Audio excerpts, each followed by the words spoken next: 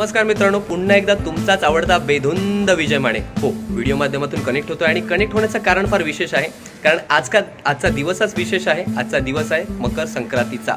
असा हा गोड सण नात्यातला गोडवा वाढवणारा। तर विचार केला की अजून हा गोडवा कसा वाढवता येईल। तर तुम्ही म्हणाल, पहिला प्रश्न तुम्हाला पडला असेल, अरे आज कॅमेरा असा स्टँड बाय मोडवरती नाही आहे, विजय स्वतः असा बरेच सारे मुवमेंट दिसत आहेत, म्हणजे कॅमेरा हातात आहे। तर काय ना, प्रत्येक वेळी ह्या चौकटीमध्ये हा बेधुंद बरेच सारी बडबड करतो आणि ती बडबड तुम्ही नितांत ऐकता। पण आज प्रयत्न असा करतोय की जास्तीत जास्त चेहरे या चौकटीमध्ये आणण्याचा, म्हणजे मी लोकांपर्यंत पोहोचणार आहे आणि त्यांच्यामधला गोडवा संक्रांतीच्या दिवशी वाढवणार आहे। म्हणजे नक्की काय ना, काय होतं, आपण आपल्या नातेवाईकांबरोबर, आपल्या मित्रांबरोबर, आपल्या जवळच्या माणसांबरोबर कधी कधी भांडतो आणि कळत नकळत त्यांच्यापासून दूर होतो। पण त्यांच्याशी दूर झाल्यानंतर मला तरी माहीत नाही आपण काय साध्य करतो। तर मी तो दुरावा कमी करण्याचा प्रयत्न करणार आहे आणि लोकांच्या मनामध्ये ह्या पर्टिक्युलर एका विषयाबद्दल काय भावना आहेत ह्या जाणून घेण्याचा प्रयत्न करणार आहे। थोडा प्रयत्न वेगळा आहे, टिपिकल यूट्यूबर टाईप, पण म्हटलं करून बघूया। डोक्यात कल्पना आली आणि विजय कोणती गोष्ट डोक्यात ठेवत नाही, तर ती साक्षात करून बघतो। तर तोच एक प्रयत्न मी एक नवीन करून बघतोय। तर बघूया, प्रवासाकडे वळूयात। तर मामा, तुमचं नाव? भगवान गायकवाड।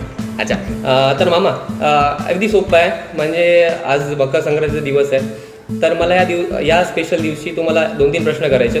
तर पहिला प्रश्न, की तुम्ही कधी कोणाबरोबर असं भांडलंय का की त्या भांडणामुळे त्या माणसाबरोबर एक दिवस, एक महिना किंवा एखाद वर्ष बोललाच नाही? असं कधी झालंय का तुम्ही एखाद्याबरोबर भांडलाय आणि त्याच्याबरोबर तुम्ही एखाद दिवस, एखाद महिना किंवा बराच वेळ असा बोलला नाही त्या मित्राबरोबर किंवा मैत्रिणीबरोबर, की त्या भांडणामुळे तुम्ही एखाद्याशी एक दिवस, एक महिना किंवा एखाद वर्षभर बोलला नाही? असं अभी तक ऐसा कभी हुआ है कि आपने कभी किसी से झगड़ा किया है? नाही, कधीच नाही।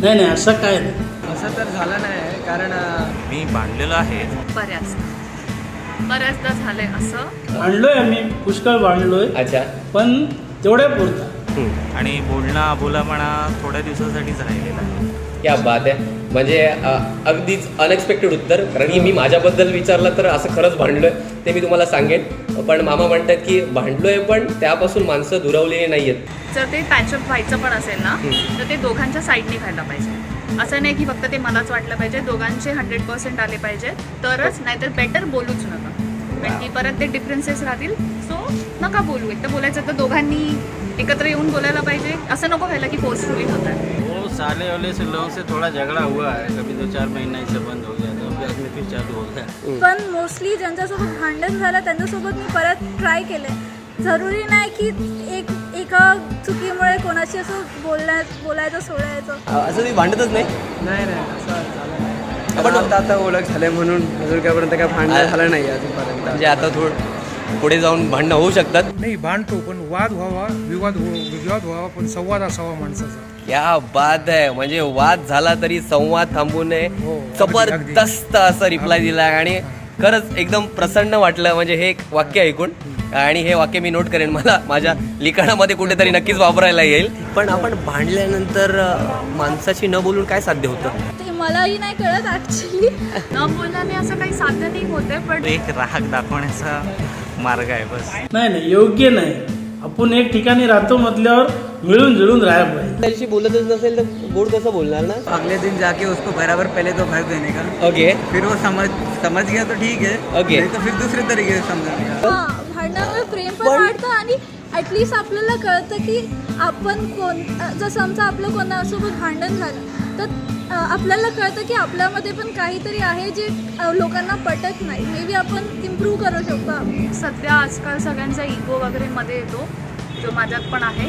होना तो नहीं चाहिए, ओके, बट हो जाता है, एक्सेप्ट करते। ओके, सो बस। त्याच्या व्यतिरिक्त आपण बोलू शकत नाही की न बोलण्यामुळे आपण एवढंच सिद्ध करत असो की तुझ्याबद्दल मला राग आहे। ओके, एवढंच। कारण की जर समजा समोरचं पर्सन तुम्हाला माहिती आहे की तो चांगला आहे आणि कोणत्या मिसअंडरस्टँडिंगमुळे तुमचं जर बोलणं बंद झालं तर you can at least try and solve the problem. Exactly, हे बोललंय ते मला बरोबर बोललंय, कारण की शांत बसून काय मजा नाही आहे। त्याच्या मनामध्ये रुकरुक आहे, माझ्या मनामध्ये रुकरुक आहे, ती रुकरुक मनात निघाली पाहिजे, तरच नात्यातला गोडवा वाढेल। म्हणजे बोलायचं तर मनापासून आणि दोन्ही साईडून, उगाच झुकती बाजू कोणीही घ्यायची नाही आहे। नात्यामध्ये कधी कधी 2-4 महिन्यासाठी गुपीचुपी होते, पण तेव्हा मजा नाही येत, मग पुन्हा ते एकत्र येतात आणि त्याच्यातच मजा आहे। कारण की नात्यामधला जो गोडवा आहे तो आपण एकत्र राहिलो तरच सांभाळू शकू। हो, त्यामध्ये अजून गोडवा निर्माण नक्कीच. तर हा व्हिडिओ स्पेशल आपण मकर संक्रांतीसाठी करतोय. पण लोकांना एकदा शुभेच्छा देऊयात. 1 2 3 तिळगुळ घ्या,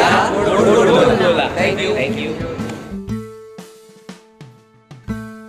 तुम्हाला सांगायला फार मजा वाटते की पहिलाच प्रयत्न होता असा बरेच सारे चेहरे एकाच व्हिडिओमध्ये कनेक्ट करण्याचा आणि मला धमाल मजा आली हे सगळं करताना. तर तुम्ही म्हणाल की सगळ्यांचे ओपिनियन तर झाले, विजय तुझं ओपिनियन काय या विषयाबद्दल? तर मी इथं सांगू इच्छितो की किती झालं तरी मीही माणूसच आणि बऱ्याच जणांबरोबर मीही भांडलो या आधीही आणि माझ्या पद्धतीने मी त्यांचा रुसवा दूर करण्याचा प्रयत्न केलाय. पण तरीही मला इथं नमूद करावं असं वाटेल की अजूनही हाताच्या बोटावर मोजणे इतकी माणसं आहेत ज्यांच्याबरोबर मी भांडलोय. माझ्या पद्धतीने मी त्यांचा रुसवा दूर करण्याचा प्रयत्न केलाय पण तरी त्यांनी आपल्या मनात मोबाईल धरलेला आहे. तर मला वाटतं की त्यांनी या संक्रांतीला माझ्याशी बोलावं आणि मी नक्कीच त्यांच्याकडे अप्रोच करेन. तर नेटशेल ह्या व्हिडिओ किंवा मग ह्या सगळ्या खटाटोपाचं कन्क्लुजन एवढंच की आयुष्य फार सुंदर आहे आणि you never know what will happen tomorrow. So आजच ज्यांच्याबरोबर तुम्ही बोलायचं थांबलाय त्यांच्याबरोबर पुन्हा बोलायला सुरुवात करा आणि आनंदाची देवाणघेवाण पुन्हा चालू करा. तर तुम्हाला माझा हा प्रयत्न आवडला असेल तर व्हिडिओ लाईक करा, चॅनल सबस्क्राईब करा कारण यानंतर बरेच सारे धमाल असे काही विषय आपण हाताळणार आहोत. तुमचाच आवडता बेधुंद विजय माने.